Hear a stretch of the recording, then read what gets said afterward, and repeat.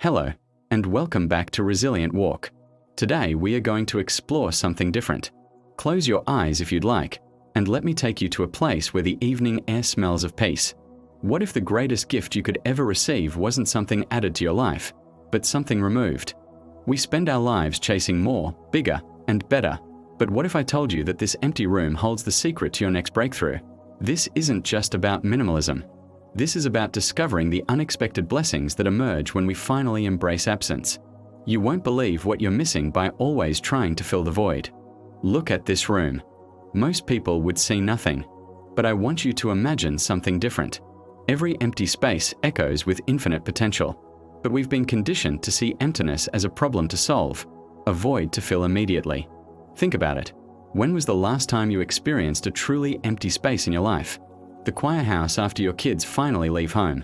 That moment after you've donated everything and your closet feels impossibly spacious, or an artist facing that intimidating blank canvas.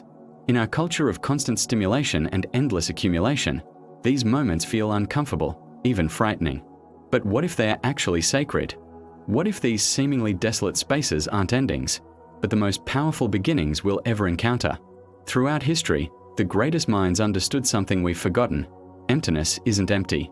Ancient philosophers valued quiet contemplation above noise.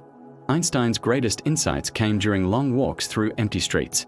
The Buddha taught that emptiness is the source of all possibility. In art, we call it negative space, the empty areas that actually define and give power to the subject. Without the space around the sculpture, there is no sculpture. Without silence between the notes, there is no music. When you eliminate the clutter, physical, digital, or mental, you don't create emptiness. You create room. Room for new ideas to breathe. Room for opportunities to land. Room for your authentic self to finally speak. Your mind operates the same way. Every commitment you release, every distraction you eliminate, and every yes you change to no creates cognitive space for something unprecedented to emerge. The question isn't what you'll put in that empty room. The question is, what wants to be born in that space? Let me share something personal.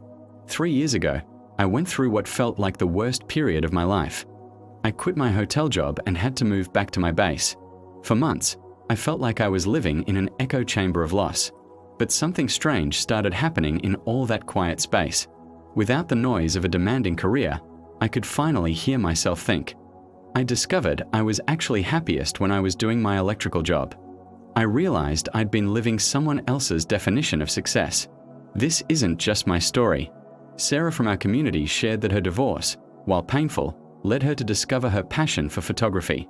Marcus said that losing his corporate job gave him the courage to finally start his restaurant. Here's what I learned. Forced stillness isn't punishment. It's preparation. When life strips away everything non-essential, what remains is your authentic self, and that self has been waiting patiently for exactly this moment. Solitude isn't loneliness. It's a conversation with your deepest wisdom. And that conversation can only happen in the empty room of your undivided attention. Every billion-dollar business started by identifying an empty room in the market, a need that nobody else was filling. Before Facebook, there was an empty room called Easy Way to connect with college friends. Before Uber, there was an empty room called Getting a Ride without calling a taxi company. Before Zoom became essential, there was an empty room called Making video calls feel natural. But this principle works in personal life too. Every ending creates an empty room where something unexpected can grow. Job loss creates an empty room where your dream career can finally move in.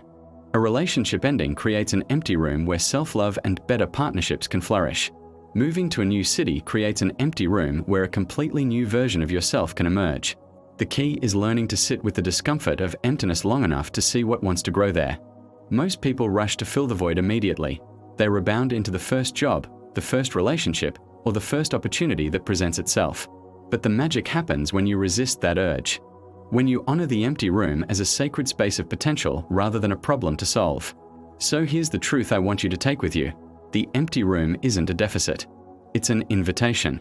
An invitation to growth, to creativity, to become who you're truly meant to be. But here's the practical question. How do you intentionally create these empty rooms in your life? Start small. Schedule white space in your calendar, blocks of time with absolutely nothing planned. Try a digital detox. Even just 1 hour without your phone can feel like discovering a new continent. Declutter one small space and resist the urge to fill it immediately. Say no to one commitment this week that doesn't truly serve you. Sit in silence for just 5 minutes and notice what thoughts arise. The goal isn't to become a minimalist monk.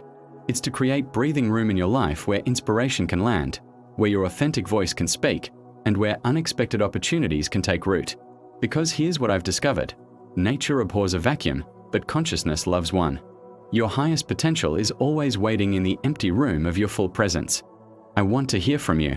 Share your own empty room story. What loss or void in your life led to an unexpected gift?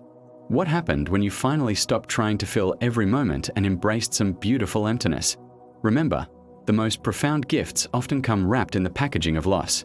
Your empty room isn't waiting for you to fill it. It's waiting for you to receive what it's already offering. Thank you for listening. I'll see you next time.